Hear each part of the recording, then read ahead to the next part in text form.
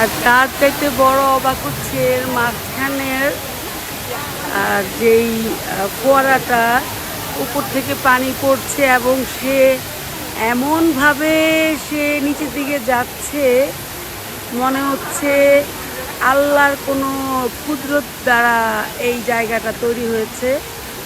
আমার কাছে মনে হচ্ছে আমি জাস্ট আভাতার মুভির দেশে চলে গিয়েছি।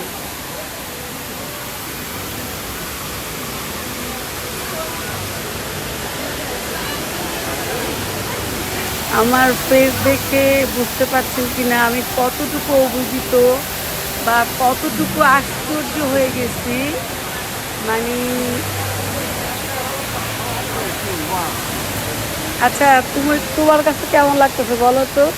অসাধারণ অসাধারণ একটা জিনিস, অনেক ভালো লাগছে।